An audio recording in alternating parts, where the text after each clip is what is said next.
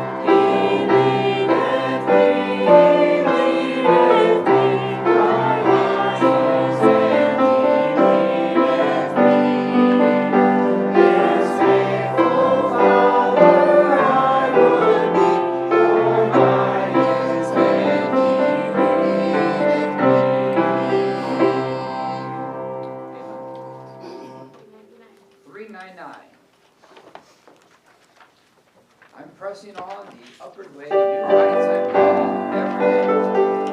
Lord, lift me up. I'm pressing on the upward way, new heights I'm gaining every day.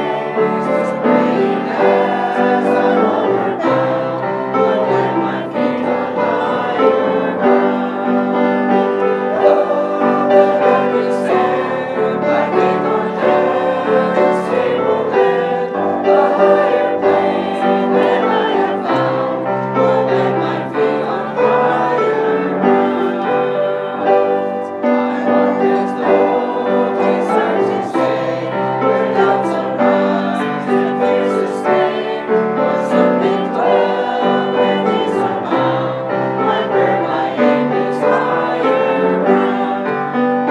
Behold, let me stand by faith on heaven's stable land, a higher plane than I have found. Lord, let my feet on higher ground.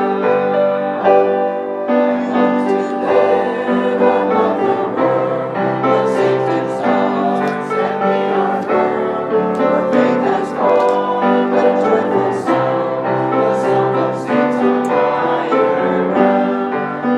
Behold, let me stand by faith on heaven's stable land, a higher plane than I have found. Lord, let my feet on higher ground. I want to scale the utmost height and catch a gleam of glory bright, but still I pray till heaven I'm found. Lord, lead me unto higher ground. Behold, and let me stand by faith on heaven's stable land, a higher plane than I have found. Lord, let my feet on higher ground.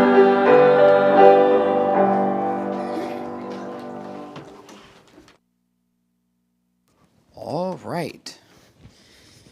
And now we go to back to the trial of Jesus. Today we'll be looking at Pontius Pilate. Pontius Pilate. Let me get my notes here. Make sure here it is. Okay.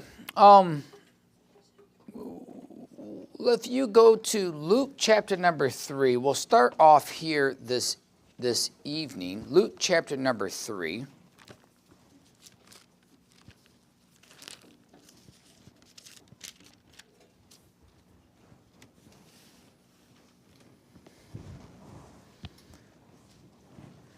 I heard today that Trenton is graduating this week. That is fast. So I guess he's been there 6 weeks. Is that right? 8 weeks? 8 weeks.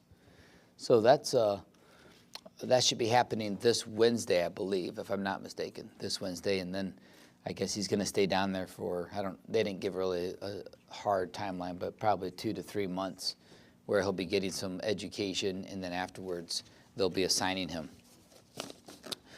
So pray for the Kohlers as they travel down there. That's got to be an exciting time for them. Luke chapter number 3 and verse number 1.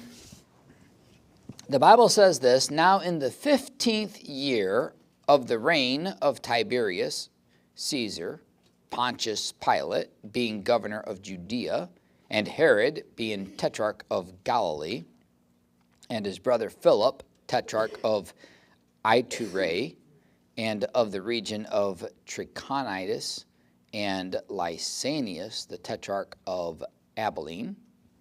And it goes into the Annas and Caiaphas. I kind of like that verse. It says, "Annas and Caiaphas, being the high priest, the word of God came unto John." It's kind of like a, here's the two high priests, and the word of God came unto this guy over here, right? So I wanted to start off with this because it gives you kind of a political setting, a timeline. It's really one of the few dates that we actually have in the Bible for people to kind of go off of. But we splash in and out of the New Testament like it's a swimming pool, and sometimes it just takes a little bit of time for you to get used to the setting and the scene. And who was Pontius Pilate? And that's kind of what we're going after today. We just got done looking at the Jews, kind of looking in depth at the Sanhedrin and the Pharisees and the Sadducees, and we mentioned the Essenes, the Zealots, the Herodians, and whatnot. The chief priests, the high priest, Caiaphas. But who is Pontius Pilate? Because he does take center stage in the most important story of the entire world for all of history. And here's a man that is relatively unknown. But when the fullness of time came, God put him right on center stage for whatever reason. So we're going to look at Pontius Pilate. We don't really know his first name. Pontius definitely was a title. Pilate has the idea of a name, but there would have been another name there. And when they did some excavation in Caesarea Maritima, they did find a stone with Pilate's name on it, but it was broken right at the crux of where his first name would have been. And so nobody knows, what his first name is. That's how much little is known of Pontius Pilate. Okay, that we don't even know his first name, but we do know quite a few little details kind of surrounding him because of Josephus and because of Philo. Josephus was a contemporary who would have lived inside Jerusalem as a slave to the Romans, and he would have lived towards the latter end of the century. So he probably would have been alive, but he probably would have been a really small child around the time of Christ. Philo would have been a contemporary of Jesus.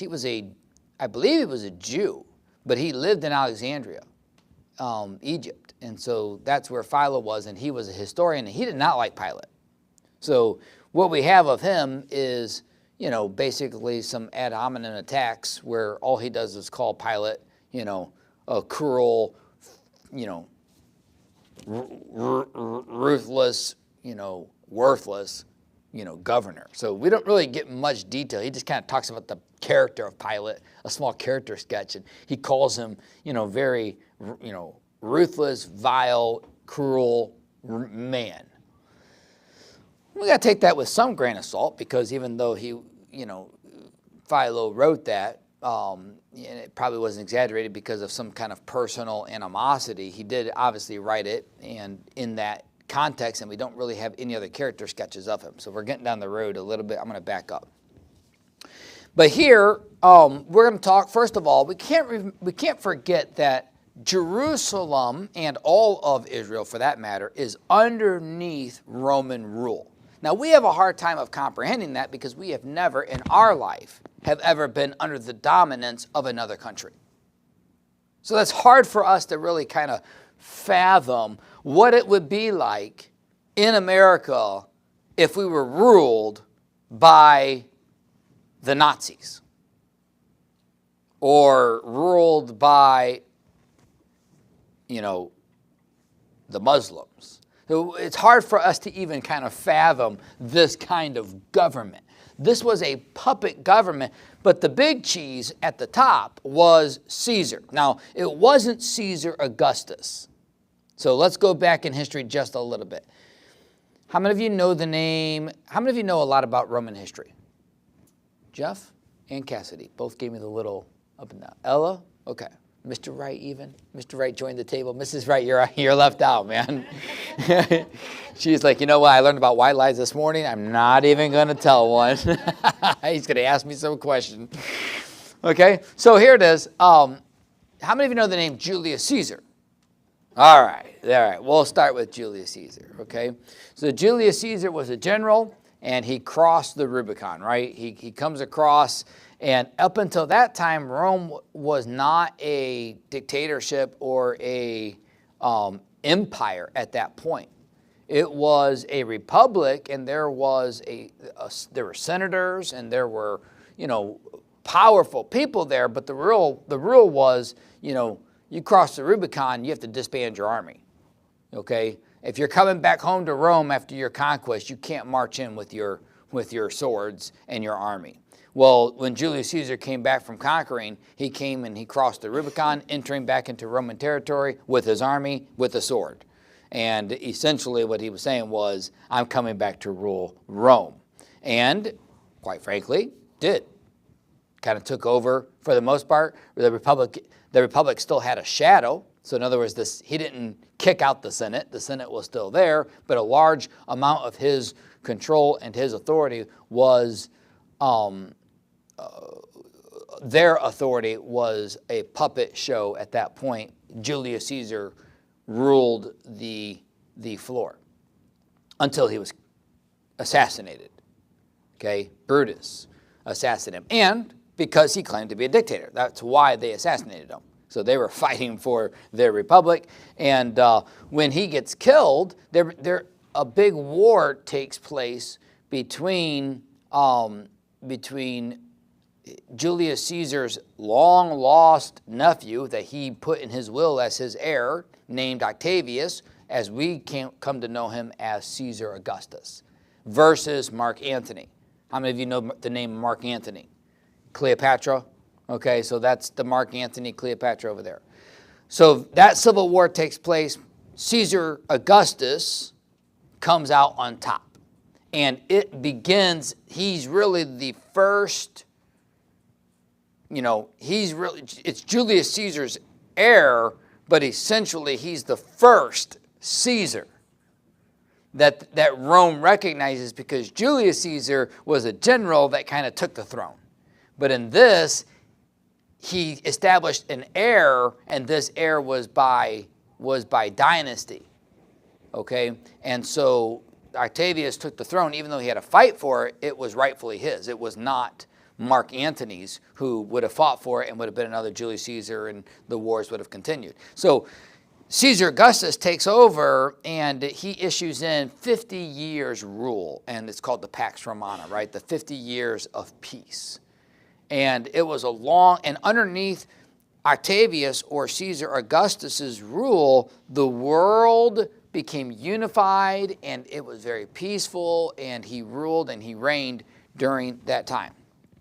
Then he dies. And when he dies, Tiberius Caesar was not an heir of Caesar Augustus. I forget how it was. I believe it was the son of one of, I forget how he came to power. I should have looked that up, but I forget how he came to power. But it was a logical transition. There was no fighting. There was no roaming. There was an appointed heir, and Tiberius was that appointment to the emperor's position. And he comes to power in AD 14. Now, we don't know the exact year where Jesus was born, but let's say he was born in 0. Then for the first time, Jesus is 14 years old, and a new emperor comes to the throne. So this would have been a major shift. Okay, it kind of gives you an idea, and I would imagine that this would have been a massive time of turmoil in the Roman kingdom, or Roman Empire, when a new emperor comes to the throne. Tiberius was a hands-off kind of an emperor. Not much is written about him inside the history tabloids. He doesn't have tons of battles. I mean, he's got some skirmishes here and there, but for the most part, he kind of extended the Pax Romana. He retired early in his career to an island. I forget the name of the island right now, but from the island, he was a pervert in many regards. Of course, all those Roman people were pedophiles and all this other stuff. There was all kinds of weird things that were taking place historically going on there. But Sejanus, one of his, the leader of the Praetorian Guard, Sejanus, Praetorian Guard would be like the Secret Service for the emperor. Sejanus was the leader of the Secret Service, basically ruled the kingdom, even though Tiberius was the emperor, and because he was over in his, what do they call Epstein's Island? You know, he was on Epstein's Island, all right? So for all these years. But Sejanus took a little bit too much position, and so Tiberius comes out and executes him. But Tiberius would have been governor until AD 37. So this Caesar, Tiberius, would have been the Caesar in power at the time of Jesus' death. So Jesus lived in the life of two Caesars on earth, Caesar Augustus and Caesar Tiberius. Okay? He was the adopted son of Caesar Augustus. I have it right in my notes. I should look. Okay, he was the adopted son of Caesar Augustus. He was 55 years old at the time of his inauguration. He ruled for 23 years, and Caligula, you guys heard that name, would succeed him.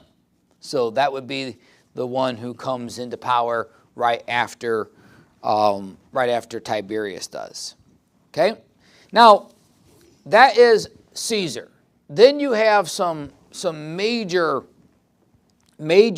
territorial, provincial leaders that would have been around the world in large segments over the Roman Empire. But Pilate was not one of those.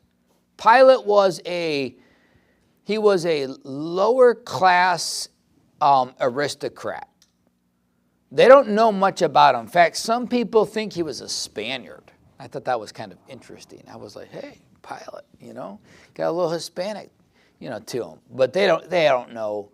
They think he was a soldier. They don't really know anything about him. They don't have parents. They don't have any of that regards to him. But they just kind of figure that, he obviously caught the eye of Tiberius at some point, and generally you catch the eye of Tiberius because of conquest. So somewhere down the line, he probably took some command in Germany and conquered some people and kind of came back to Rome as a celebrated hero and as a as a celebrated hero, he was given the title of prefect or procurator. Basically, it was the idea of being a governor, okay? It's equated to being like a governor of Puerto Rico, all right? Who knows the governor of Puerto Rico? Anybody? Okay, that's what I'm saying. And so that's how low class it was. In that area, it would have been very high. So Puerto Rico would know that governor, but it's such a small, kind of irrelevant place inside the Roman Empire that no one really knows. And his responsibilities would have been overseeing collecting taxes, maintaining law and order, overseeing trials and legal matters, and then just keeping peace between the Roman population and the Jewish authorities. That would have been his job. More than likely, it was a relatively easy job, which is why his headquarters or his home was in Caesarea Maritima, or a city that Herod the Great built in honor of Caesar. Caesarea Maritima on the coast. It had no natural harbor, so they built a harbor. It's kind of a very interesting site if you guys ever go. If we go, when we go, we'll go there, hopefully. So he lived there and more than likely stayed out of the Jews' affairs almost all the time.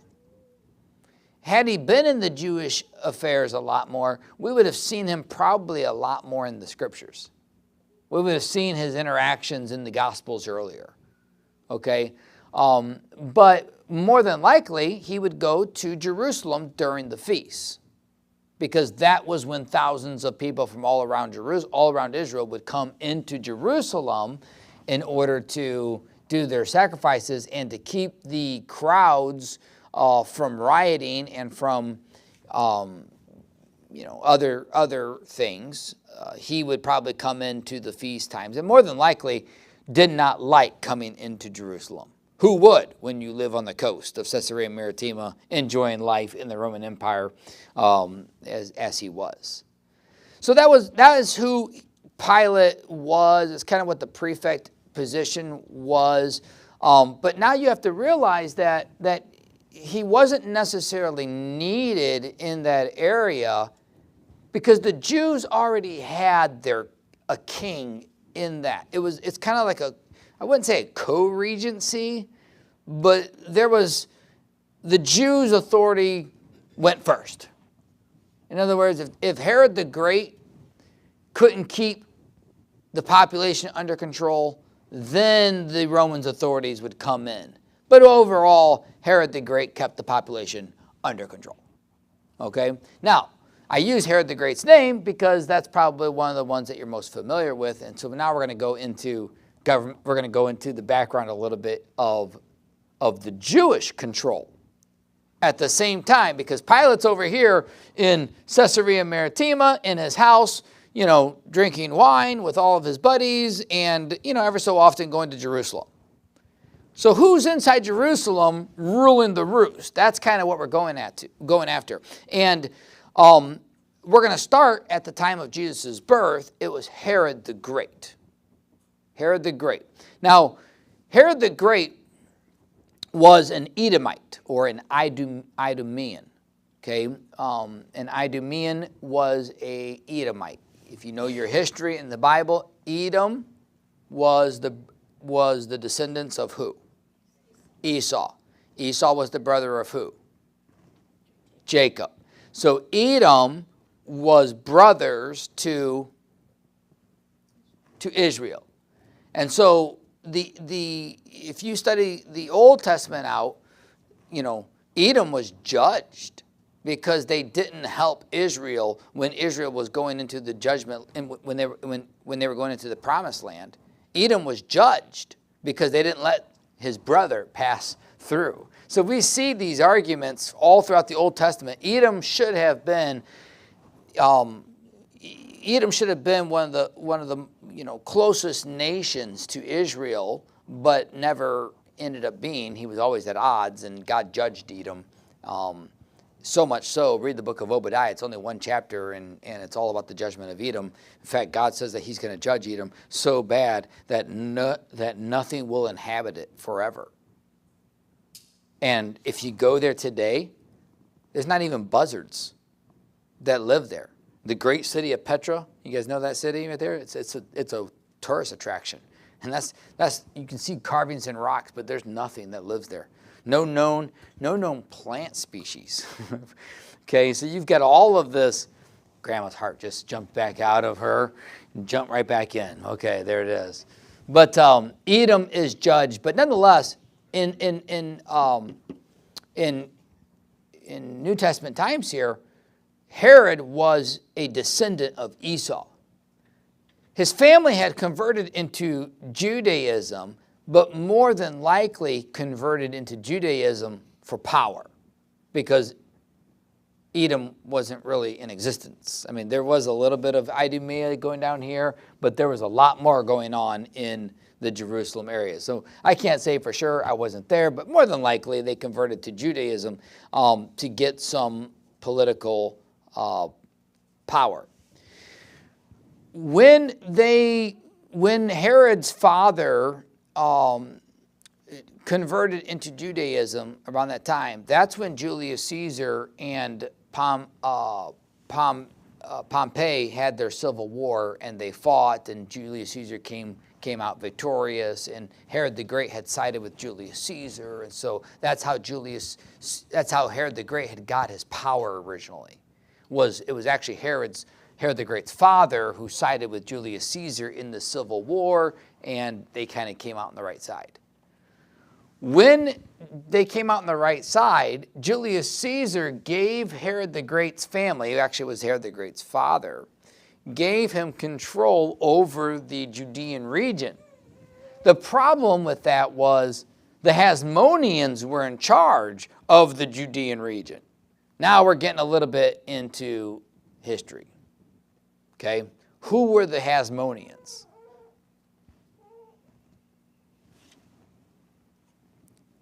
So the Hasmoneans, okay, how many of you ever heard of the Maccabees? Okay, so from the days of the Maccabees, it was the Hasmonean line of Jews that came out victorious, that withstood the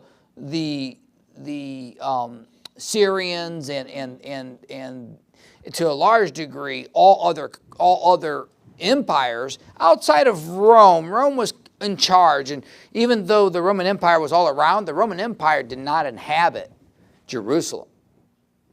They just let the Hasmoneans rule it, because the Hasmoneans were, for the most part, very strict, very Jewish, very much the law. Well, when Julius Caesar came and gave the area to Herod the Great, he came in and he had to conquer the Hasmoneans in order for him to get the power and strip the power away.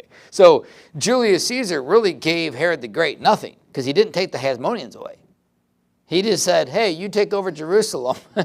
So Herod the Great, and actually Herod the Great's father comes in and starts a civil war in Jerusalem. Like, hey, Julius Caesar gave me this area. Well, the Hasmoneans have been in this area for a couple hundred years from now, and they're fighting. And of course, you know who wins, because Herod the Great's in power, right? So Herod the Great eventually beats out the Hasmoneans and takes rule, but he couldn't beat them out without Rome's help. So Rome knew what they were doing. Rome comes in now, and now Rome, who has helped Herod conquer the Hasmoneans, who were kind of always under Roman rule, but they never really took Roman rule as, in their area, now has Roman rule in their area. So now Julius Caesar puts a prefect or a procurator into that area, but he lives in Caesarea Maritima, and Herod the Great is the ruler. He gives Herod the Great the title King of the Jews. It was actually, I believe it was Julius Caesar. Julius Caesar gives Herod the Great title King of the Jews. Okay, if it wasn't Julius Caesar, then it was Caesar Augustus. Okay, so Herod the Great lives all the way up to the time where Jesus was born. Remember, 2 years Jesus had to go into Egypt. Why? After Jesus was born, why did his family have to go into Egypt? Because Herod the Great was trying to kill him. Okay, so why was he trying to kill him? King of the Jews. Who gave Herod the title? King of the Jews? Rome. Okay, who is this guy? He's attacking my power, my position, my authority. It's kind of like, hopefully it's tying this all together for you just a little bit, okay? So when Herod the Great dies, the Bible mentions in Matthew 2:22 that that Joseph heard that his son Archelaus reigned. And so he feared going back into the land because of his son Archelaus, but the angel directed him to go back, and so he went back and he lives in Galilee, in Nazareth in particular. So when Herod dies, though, in his will, he made his three sons rulers. And so instead of one ruler taking over the entire region that Herod was the ruler of, he divides his kingdom into three. And of course, Rome allows that. Smart. Okay? Because now they don't have to worry about one person getting too much power. And so what happens is Archelaus takes over Judea. You have Herod Antipas becomes a king of the Galilee and the Perean, that's north and east of Judea. And then you have Philip, who is tetrarch over the northeast region, if I'm not mistaken there. And then you have one other person who was appointed by Rome, and that was Philip the tetrarch. So you have Herod Philip and Philip the tetrarch. Don't get those two confused. All right. So, but you had three sons of Herod who took over three quadrants. When I say tetrarch, have you ever heard that name, tetrarch? It means four. That's what it means. So Herod's three sons had three, and then there was a fourth tetrarch that took over. Okay. Out of those three sons of Herod, we really only hear about Herod Antipas. That's really the only one that we hear. It's Herod Antipas at Jesus' crucifixion. That's who that Herod is. Okay? Archelaus, we hear about that one time, Matthew 2:22, when Jesus was 2 years old and he's going to come back into Israel. That's the only time we hear about Archelaus. And we only hear about Philip when John the Baptist withstands Herod Antipas and says, "You've taken Philip's wife." So that's the only time we hear about that. So really, out of all the three sons of Herod the Great, we really only know a decent amount about Herod Antipas. Okay? But it was Archelaus who received Judea, Samaria, and Idumea, and Herod Antipas became tetrarch of Galilee and Perea, and it was his role as tetrarch of Galilee where Pilate got really excited. Because, you're from Galilee. You fall underneath Herod's rule. So he sends them over to Herod at the end of this trial here in just a little bit, and we'll get to that in just a second. Okay? Maybe we won't get to it in just a second.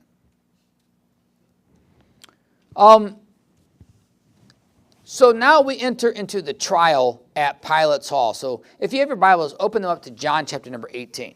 John 18. Go through that history, I get a little nervous that I just kind of like sped through it and glossed over it. So hopefully some things are like sticking. Mrs. Wright's like, got it. I got it. You don't need a review anymore.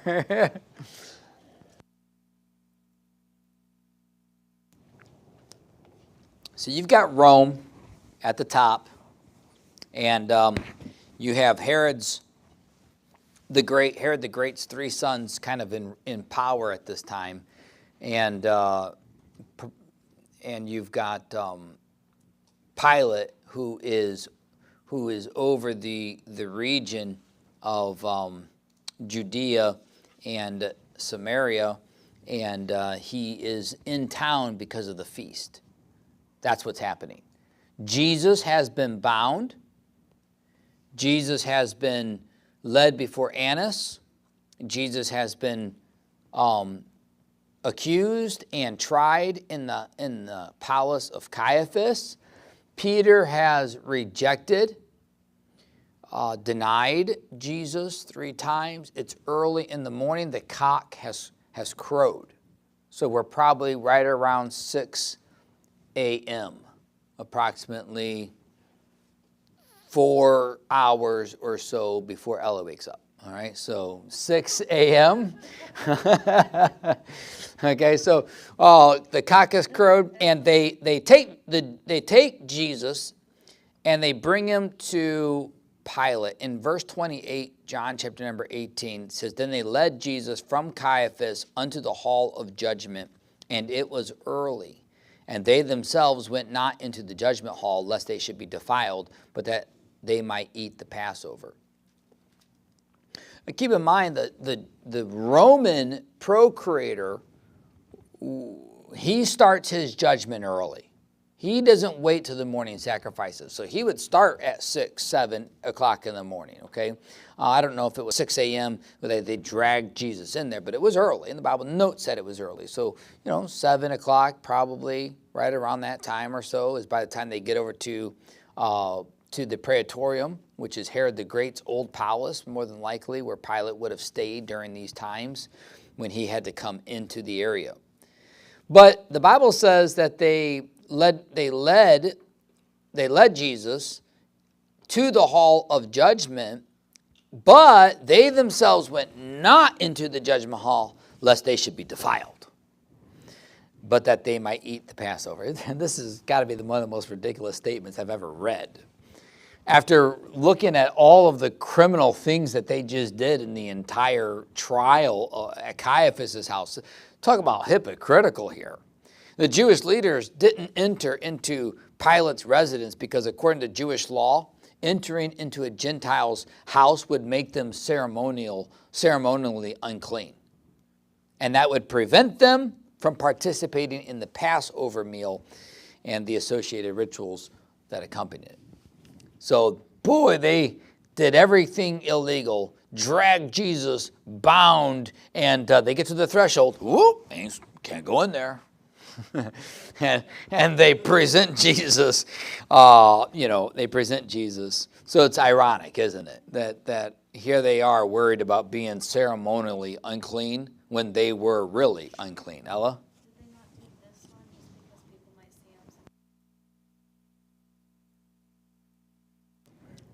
Because no one else could really see what they were doing tonight. But did they not do this one just because people couldn't see? It does not record anywhere that they feared the people in this setting. It just records that they didn't go in because they didn't want to be ceremonially unclean. Okay, so it's just ironic that you see this happening here. Okay, and when you read the 4 gospel accounts, I think John has a lot of detail in it. But when you piece them together, it's very hard to follow, because some of them mention some things, and then you go back to the others, and some of them mention simple, and you're trying to figure out, what's the order. But to the best of my knowledge, this is the order that happens, okay? When they come to the judgment hall, the hall of judgment, and they won't go in because of the Passover, Pilate, verse 29, Pilate then went out unto them and said, "What accusation bring ye against this man?" They answered and said unto him, "If he were not a malefactor, we would not have delivered him up unto thee." Then said Pilate unto them, "Take ye him and judge him according to your law." So they bring Jesus bound, and they won't go in because of the ceremony, right? And so you can hear all the commotion going out in the hall. You ever had somebody standing outside your hall, outside your house, yelling? And what are you going to do eventually? Come out. What's going on? What's going on? And the Jews accuse him. And they say, "Listen, we're not wasting your time. If he wasn't a criminal, we wouldn't be here." And Pilate basically says to them, judge him according to your own law. In other words, go home, take care of this issue. Come on. Right?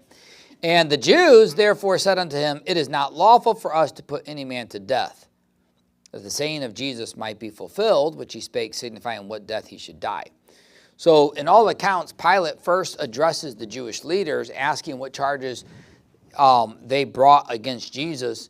They really don't give too much detail, at least right away. And so he tells them to go home and judge them according to their own law.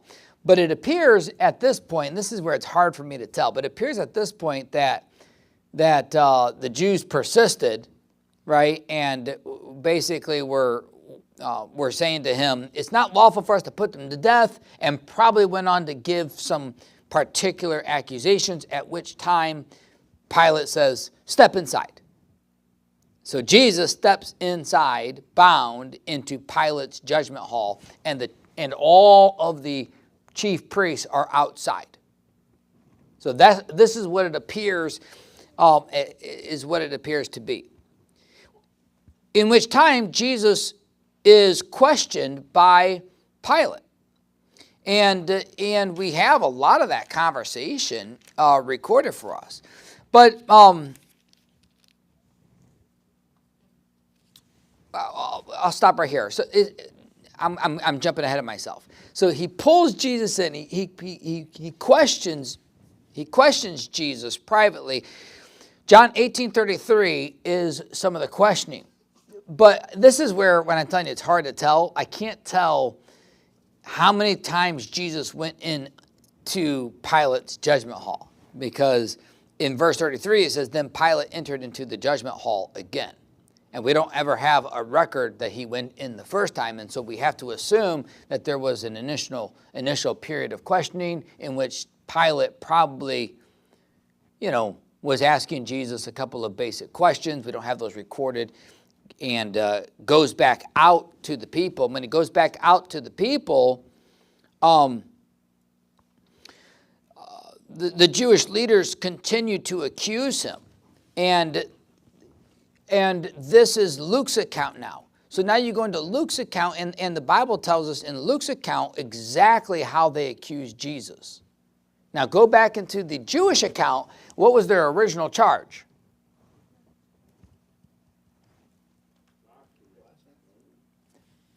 So that was not the original charge. That's what they ended up renting their clothes on, saying he's guilty of death. But what were the two witnesses? That Jesus was going to destroy the temple. So those were the two things here, right? However, when they come to Pilate in Luke 23, they accuse him, and in Luke 23, 1-5, it says, We found this fellow perverting the nation and forbidding to give tribute to Caesar, saying that he himself is Christ, a king. So they come out with these new charges that have nowhere been present inside the Jewish Sanhedrin. And Pilate asked him, saying, Art thou the king of the Jews? And he answered him and said, Thou sayest it. Then said Pilate to the chief priests and to the people, I find no fault in this man. And they were the more fierce, saying, He stirreth up the people, teaching throughout all Jewry, beginning from Galilee to this place. So Pontius Pilate, as the procurator, has two main responsibilities in Jesus' trial. He's got to determine if Jesus is A, guilty of treason against Caesar, which is their first accusation as they come to him. He's forbidding to pay taxes, and he's claiming he's a king and a Christ, and he's going to overthrow, this kingdom. And Jesus says, Are you the king of the Jews? Or Pilate says, Are you the king of the Jews? Pilate says, Jesus, man, I'm getting all my names mixed up. Sometimes you got to just pause. Step back a little bit, okay? Pilate says to Jesus, Are you the king of the Jews? And Jesus says, Thou sayest it. Pilate comes walking back out and says, I find no fault in this man. And they get fierce, and they change their accusation again, and they say that he's perverting the nation. So Pilate had already made a pretty quick judgment that this man is not a threat against Tiberius. Okay? Remember that coin in the Bible time Jesus said, whose image is on it? They said, that's Caesar's. Well, whose image would that have been? Tiberius. That would have been Tiberius' image there, right? He's not Jesus was teaching, pay your taxes. We know that. We've got public records of all of this stuff. None of these statements were holding true. And so then they come and they say that he's causing a tumult. He's doing an uprising. He's getting all of the Jews mad to riot. And that's not taking hold either. Pilate determines, and he determines correctly, that Jesus was not a problem, and he comes walking out, and he says, I find no fault in him. Okay? But the Bible is pretty clear, because it seems as though every time Pilate went out, the crowds got more fierce and louder, and their accusations grew, and there was a determined press upon Pilate from the chief priests to kill Jesus. And so this is where I believe Jesus enters back into the judgment hall again with Pilate. In verse 33, I believe that's where it takes place. So I think what takes place is we have, in a very summarized format, the Jews, they won't cross that threshold. They're yelling out, accusing Jesus through Pilate's, judgment hall doors. Pilate comes out, takes Jesus in quickly, comes back out. He's not guilty. Judge him according to your own law. They accuse him more, and there's some bantering. And finally, he comes out and he says he's not guilty. And they got really, really upset. And they began to accuse Pilate, of being a friend. They began to accuse Pilate of treason, where they began to say, you're not a friend of Caesar's. And this is where I think things get really heated. And so you get into Pilate goes back into the judgment hall with Jesus, and he questions him a little bit more. And this is where Pilate begins to marvel. We'll pick up there next week. Pilate begins to marvel at Jesus' silence, because all outside he can hear the throngs of people yelling out accusation after accusation. Privately, Jesus is answering Pilate, but he's not responding to any of these accusations that are being flung at him. And Pilate marvels at that and goes back into it. And of course, when he goes back into it, this is where it gets really climactic, where it's like, Pilate's wife comes out, don't have anything to do with this man. I've had this dream. Pilate's talking to Jesus. He says, what is truth? He comes out, washes his hands. I'm innocent of this man. And whatnot, okay? But we'll get to that sequence of events next time. I wanted to give a little backdrop today of the Roman Empire, where the Jews and Rome people kind of intersected, and then kind of start getting into the actual trial that Pilate is in. Any questions? Cassidy. Just for verse 33 on John 18, when it's, 31. When the Jews said, therefore, it is not lawful for us to put any man to death, was that speaking specifically of that situation, that they couldn't specifically put Jesus to death? So I have the same question. Because didn't they stone people? Right. It doesn't make sense. Right. I have the same question, and I'm thinking that the Jews presented the case to Pilate as though, as these two. He declared himself a king, and he is uprising, and I think Pilate said, judge him according to your law. And they said, we already have, he's guilty of death, but we don't have the power.